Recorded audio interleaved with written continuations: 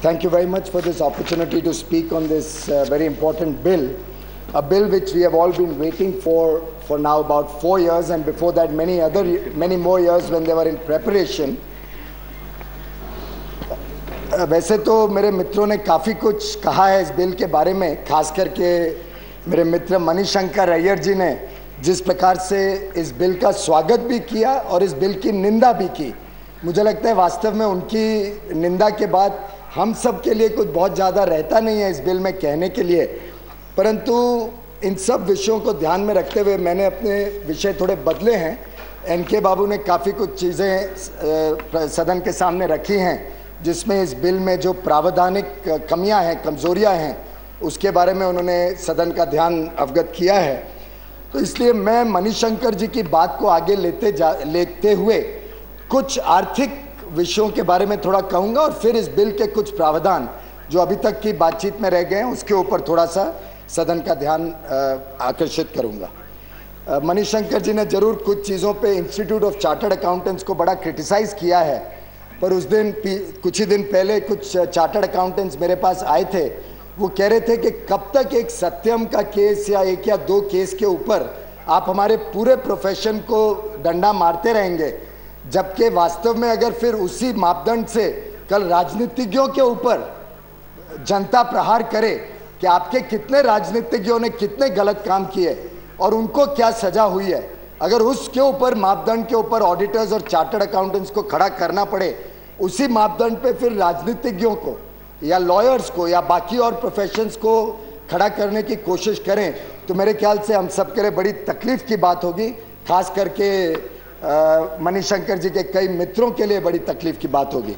तो मुझे लगता है कोई भी प्रोफेशन को एक स्वीपिंग ब्रूम से कुछ कमेंट करने के बदले we will have to isolate the bad cases, the bad acts, and the people who are serving the profession honorably, people who are auditing 10 lakh companies।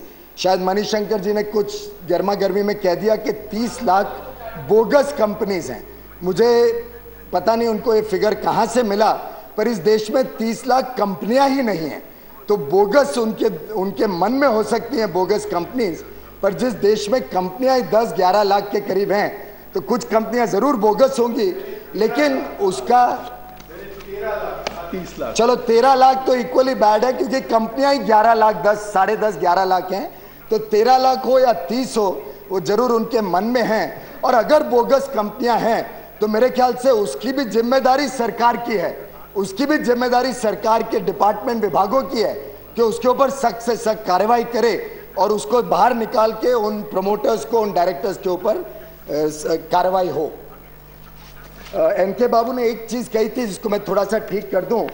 इस सरकार ने 100 क्लॉजेज में नहीं बल्कि 336 क्लॉजेज में ये प्रावधान रखा है कि वो उसको रूल्स द्वारा तय कर सके। मुझे लगता है 336 क्लॉजेज के अगर रूल्स द्वारा तय होने हैं, सबऑर्डिनेट लेजिस्लेशन, और चेयरमैन साहब ये सब सबऑर्डिनेट लेजिस्लेशन इस सदन में उन्हें पेश करते रहना पड़ेगा। इस सदन के मेम्बरान को फिर से वो सब पढ़ के अध्ययन करके उस पर चर्चा हो सकती है, जो पिछले सेशन में हमने देखा 2-3 सबऑर्डिनेट लेजिस्लेशन पे।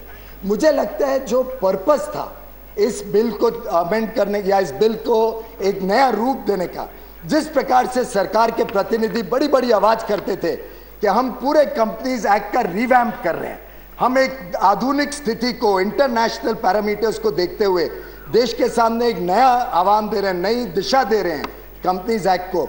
मुझे लगता है इन द ब्यूरोक्रेटिक टसल और in the typical small mindset of a government which does not have direction, ये पूरा जो कानून बना है it is basically a rehash of the existing companies act. और 336 प्रोविजंस फॉर रूल्स, साथ में कुछ 450 क्लॉज।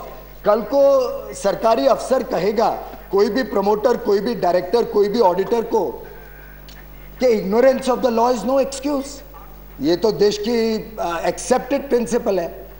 अब I can challenge the minister, I can challenge every government official in India, and I can probably challenge myself and every other chartered accountant in India कि ये देश की हर एक कानून के बारे में जानकारी रख सकें, देश के हर एक कानून का पूरा पालन कर सके बिना कोई उल्लंघन के।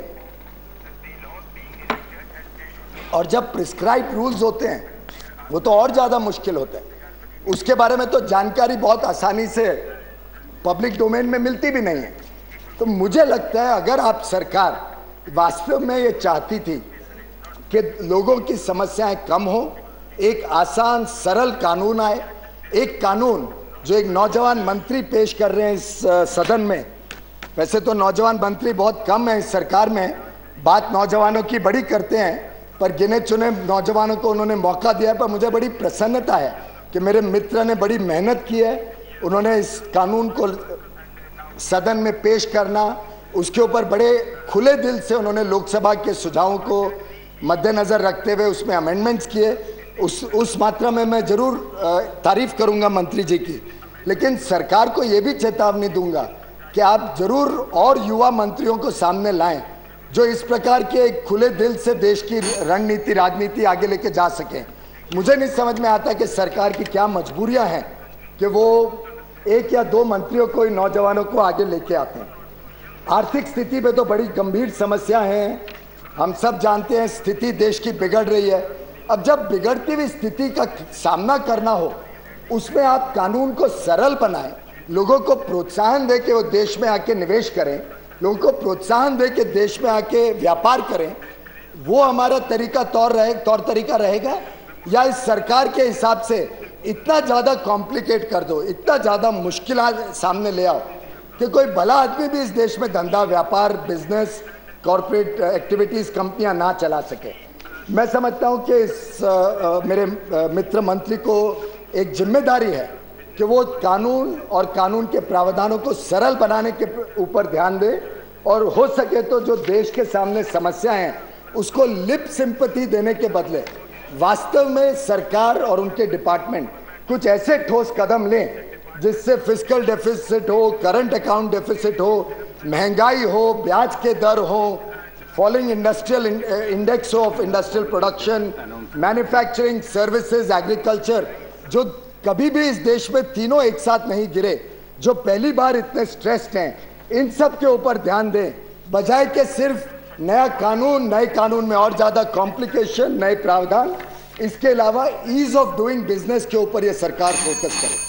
Sir, but I have enough time, what is the Hari? Sir, just look at the watch. और कोई नहीं है। I am the last speaker. You're the last speaker, Yes, but you have. Well, I have a lot of other issues. business This of is my that subject, sir.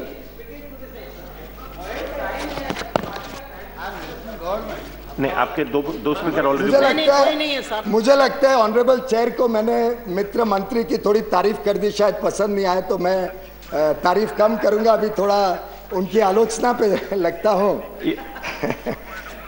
N K Singh साहब ने कुछ चीजें सदन के सामने रखी जो मैं पूरी तरीके से उसका समर्थन करता हूं। उन्होंने जो 9 विषय रखे, मैं अभी उनको कह रहा था कि आपके मेरे विषय तो आपने रख दिए, तो मुझे भाग के बाहर जाना पड़ा कि मैं जल्दी से एक्ट ला के देखूँ और क्या विषय मैं उठा सकूँ। तो जहाँ तक उनके विषय में उसका समर्थन करते हुए कुछ चीज़ों में थोड़ा ध्यान दूंगा सदन का और सरकार का। एक तो लिस्टेड कंपनी का जो एनके बाबू ने कहा वो बहुत ज़रूरी विषय है, मंत्री जी इस पर ध्यान दें, क्योंकि अब जिस प्रकार से कानून में लिखा गया है उसके हिसाब से कोई बॉन्ड भी इशू करे which is a debt instrument, तो भी वो लिस्टेड कंपनी के अंतर्गत आ जाता है, क्योंकि सिक्योरिटी की डेफिनेशन में काफ़ी कुछ आ जाता है। मुझे लगता है उसके ऊपर बहुत गहराई से समझने की, देखने की आवश्यकता है। एक CSR का कई मेंबरान ने विषय उठाया। मेरे तो व्यक्तिगत मानना है कि CSR या एक जो लोगों की समाज सेवा की भावना है वो दिल से होती है, वो कानून से नहीं होती है। ये हमारे स्टैंडिंग कमेटी में भी सब्जेक्ट आया था, लेकिन पंचों की राय थी कि CSR को कानून में लाया जाए, तो हम सब उसको स्वीकार करते हैं, अच्छा प्रावधान है। लेकिन इस प्रावधान के उल्लंघन करने पे कोई सजा नहीं है। तो सरकार ने एक तरीके से लोगों को अगवा किया है, लोगों को गलत दिखाया है रास्ता। कहा है कि हम आपको CSR 2% हर कंपनी को करना पड़े उनके नेट प्रॉफिट का, ये प्रावधान तो लाए हैं, लेकिन अगर कोई कंपनी ये प्रावधान का उल्लंघन करती है तो उसके ऊपर कोई सजा नहीं है, उसको सिर्फ अपने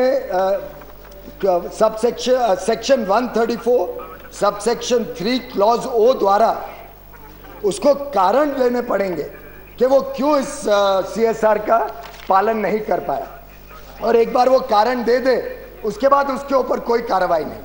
मैं मंत्री महोदय से अपील करूंगा कि जरूर CSR अगर लागू करने की नीयत सही है इस सरकार की, तो जरूर कुछ ना कुछ, जैसे लैंडिंग में होता है, अगर आप एग्रीकल्चर लैंडिंग कम करते हो तो वो पैसा नाबार्ड के पास देना पड़ता है, वैसे ही अगर CSR कम हो तो वो पैसा या तो जब्त होकर प्रधानमंत्री रिलीफ फंड में जाए, या कुछ प्लान हो कि 2 साल के अंदर, 1 साल के अंदर, 3 साल के अंदर वो खर्च हो।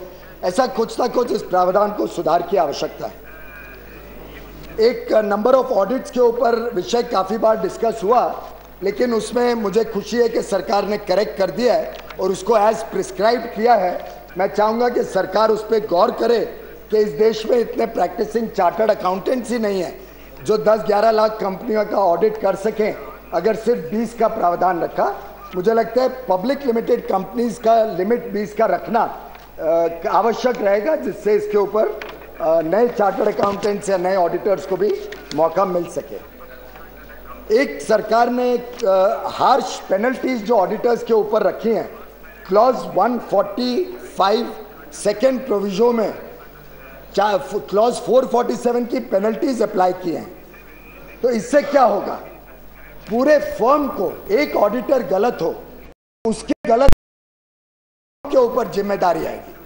अब how can the whole firm be responsible for the acts of one person?